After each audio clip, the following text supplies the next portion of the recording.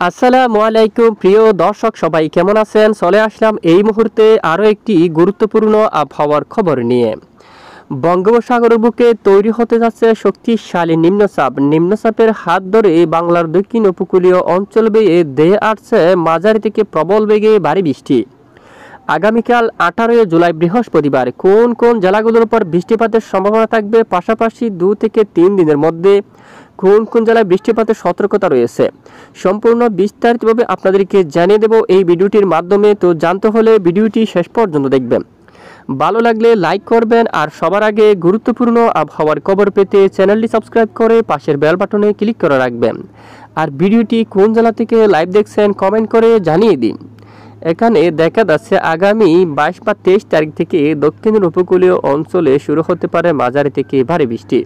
ওই সময় টেকনাফ থেকে শুরু করে এখানে চারমার্টিন এবং এখানে দেখুন আপনারা মাউংদাও, ওই যে মায়ানমার অঞ্চলে উকিয়া, কক্সবাজার এবং আলীকদম, তানসি, কুতুবদিয়া, বাঁশখালী, এখানে বেশ কিছু এলাকায় লামা, মহেশখালী, দেখুন সবটুকু এলাকায় রোমা, বান্দরবন সহ রাজস্থলী, বিলাইচুড়ি, রাঙ্গুনিয়া, রাঙ্গামাটি এবং এখানে অনেক এলাকায় মাঝারি থেকে ভারী বৃষ্টিপাত থাকার সম্ভাবনা রয়েছে। মূলত 20 তারিখের পরেই 30 তারিখের আগেই মূলত এই মাঝামাঝি সময়ের মধ্যে বাংলাদেশের দক্ষিণের অনেক এলাকায় মাঝারি থেকে ভারী বৃষ্টিপাতের সম্ভাবনা দেখা যাচ্ছে। কারণ বঙ্গোপসাগরের বুকে একটি নিম্নচাপ সৃষ্টি হচ্ছে। সেই নিম্নচাপের প্রভাবে দক্ষিণের বেশ কিছু এলাকায় দমকা ঝড়ো বাতাস বইতে পারে।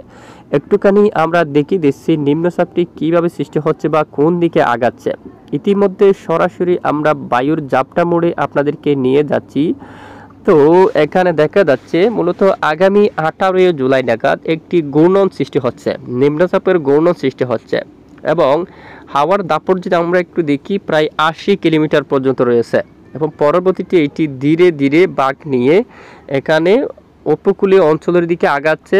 যে নিম্নচাপের ডান পাশে শক্তিমাত্রা রয়েছে, বাতাসের গতিমাত্রা বেশি দেখা যাচ্ছে, সমুদ্র অঞ্চল খুবই উত্তাল থাকতে পারে দেখুন, এবং এটি ধীরে ধীরে এই যে কটক উড়িষ্যা এলাকায় কিন্তু ওঠার সম্ভাবনা এর মুখটি, এবং তার ডান পাশে ঝড়ো বাতাস থাকতে পারে এবং ঝড়ো বাতাস থাকতে পারে। দক্ষিণ উপকূলীয় অঞ্চলে কেমন থাকতে পারে, দমকা প্রায় আমরা দেখতে পাচ্ছি 40 কিলোমিটার পর্যন্ত। ইতিমধ্যে আবহাওয়ার যে গ্লোবাল ফোরকাস্ট সিস্টেম মডেলের রিপোর্ট অনুযায়ী দক্ষিণ উপকূলীয় অঞ্চলে এমনি দমকা ঝড়ো বাতাস থাকতে পারে, সমুদ্র উত্তাল থাকতে পারে এবং এই নিম্নচাপের হাত ধরে বাংলার দক্ষিণের উপকূলীয় অঞ্চলে শুরু হতে যাচ্ছে বৃষ্টি, মাঝারি থেকে ভারী বৃষ্টি।